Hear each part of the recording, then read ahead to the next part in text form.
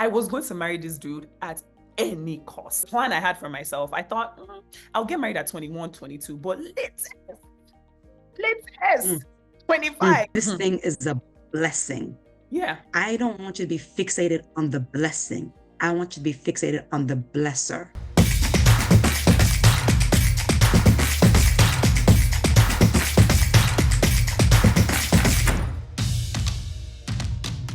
Welcome, everyone. Oh my goodness. We're so glad you're here. Woo! Welcome back to 30 and Single. I have here with me my host with the mostest. You guys know, if you know PS, you know, like, you know, and if you don't know, forget about it. But if you know, you know. Okay, who is Sister YAYA, wow. But PS, welcome back. Woo! Hi, everyone. Yes. Missed you. We missed you. We want to thank the people for the views. Thank you. Yes.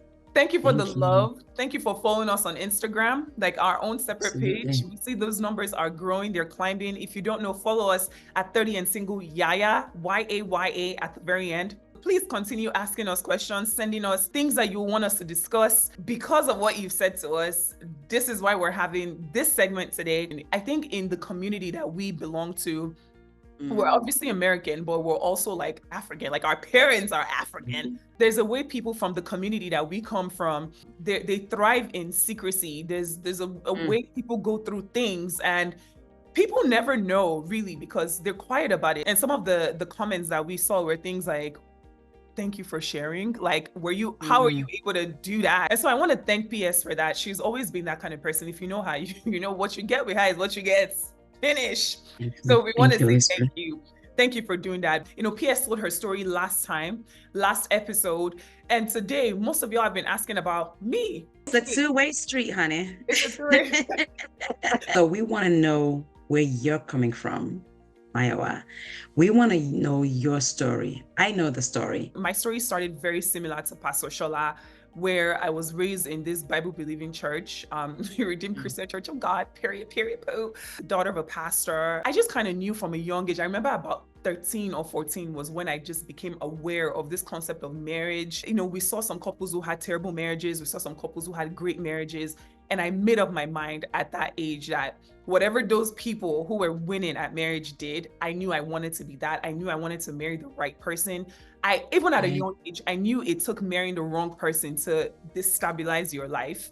Absolutely. And so with the stories that I heard, I remember at 14 writing a journal and just saying to the Lord, like, God, I'm believing you from my house. I don't know who I was thinking of. I was fun.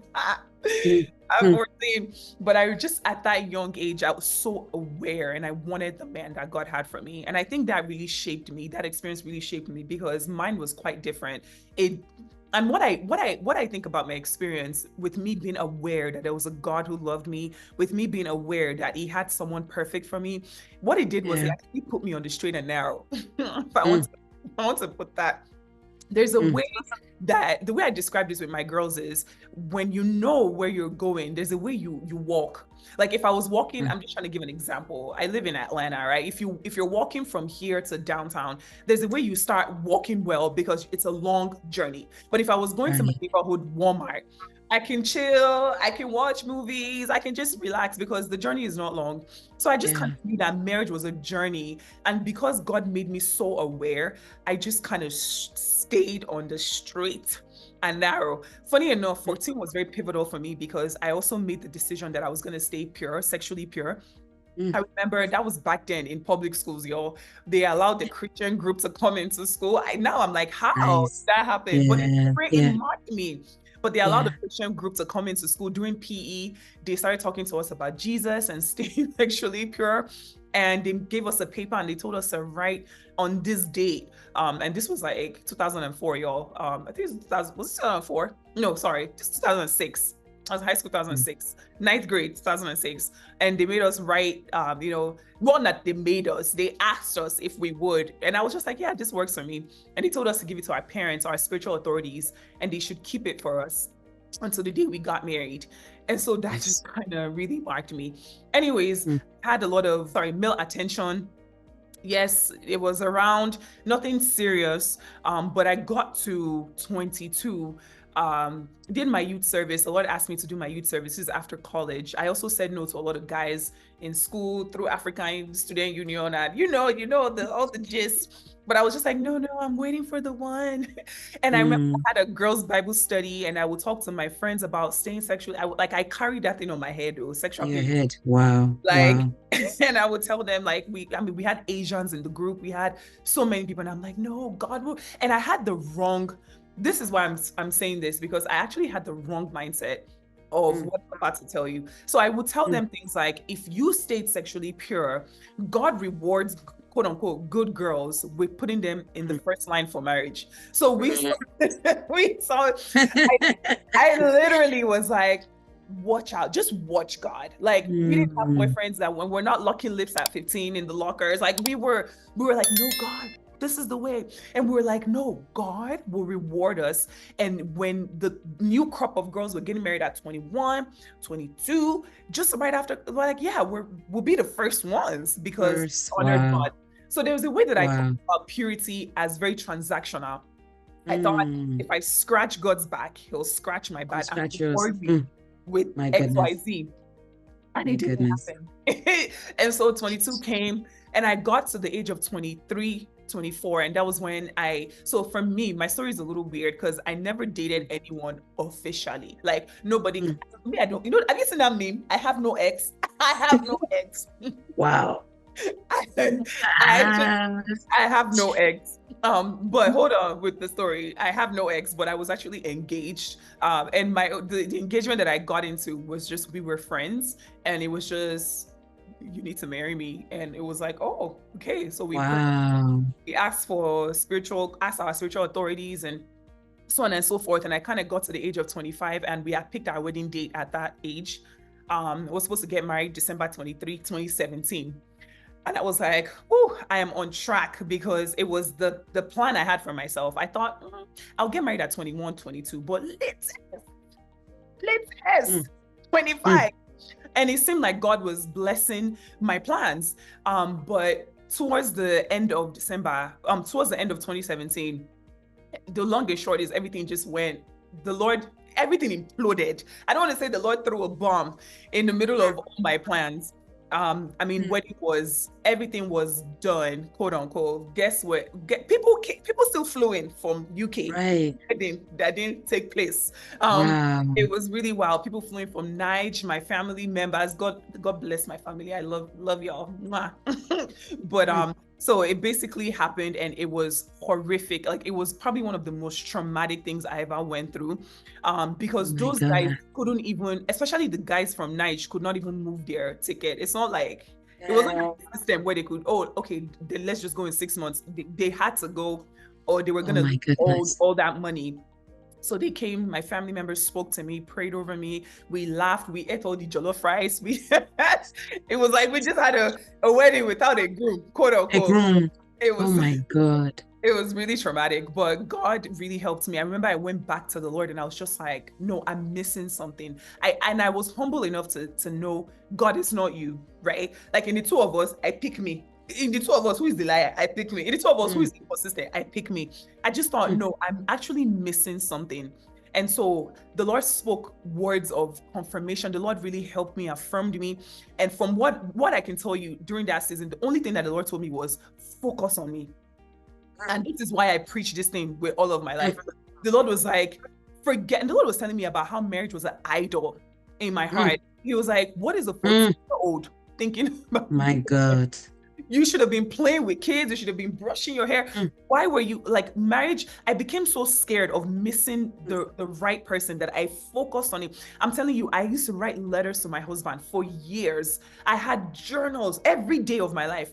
All through college, I would say, love, I went to this biological sciences building, and instead of doing, and what I was doing was I was putting my future husband in the place of God. There was a place that God needed to fill. There was a God-sized hole that I had. I wanted love. I wanted care. I wanted nurturing, and God could only do that, not a physical man. And I spent years chasing that. And so Ooh. after that year in 2017, December, like remember, wedding was supposed to be December 22nd. I think the wedding got called off probably around October or November, thereabout, something really close, maybe about a month and a Wow. half. So it was really quite close. And I just remember that just going up until January 1st of 2018, all the Lord kept telling me was, Maiwa, please just look at me. Like, look at how much I want to love you. Look, just please look at me. And I remember the Lord started telling me in those seasons that what he could give me was what a natural man could never give me. And so the Lord was like, fall in love with me. Just put your gaze on me. And so I don't know what happened, but something in my mind snapped. If I want to use that word, it was I was like, no. I think because I almost missed it, and God had to show me how the whole thing was so demonically engineered and how the enemy wanted to trap me. And my mind, I was just like, oh my God, I gotta work. Not just work, I just thought I needed to pursue God with everything on the inside of me. And so that was what I did. And so 2018, I started with my local church. I would go look if there was anything I was there. Sanitation departments. There's no departments in the church except for counting. I have not done that one, but every other department, I put my I was always in church. I was just always doing something, and from there, God actually started promoting me. Like people would put me like on the national board. People would put me on because I was so crazy. That's the only word. But my eye was red. I started writing things I wanted to do for God. Instead of saying, oh, I want the white picket fence and 4 babies, I just started saying, okay, by this age, I should have done this. I should have produced this. I started having like God goals, if you want to put it like that. And so I thought, even me doing that, and then it had changed, not where I thought I had to do that for God to position me and put me in front of the right person. It was just, the devil almost had me and locked me down for the rest of my life. God rescued me. Because the guy was the one who called off the wedding, not me.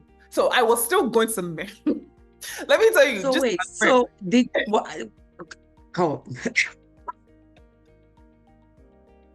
So it's the wedding day, and he didn't show up. So it wasn't that he didn't show up. He had actually called off the wedding about a month or a month and a half before. I don't know if you understand.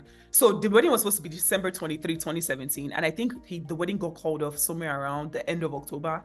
So leading into the date of, and he was the one who called it off. That's the funny thing was I was going to marry this dude at any cost. You made marriage an idol. It was a big idol. I think that is so phenomenal that we do that. We put a concept in our minds and in our hearts, and we become fixated on it. Right. And God is like, this thing is a benefit. This thing is a blessing. Yeah. I don't want you to be fixated on the blessing. I want you to be fixated on the blesser.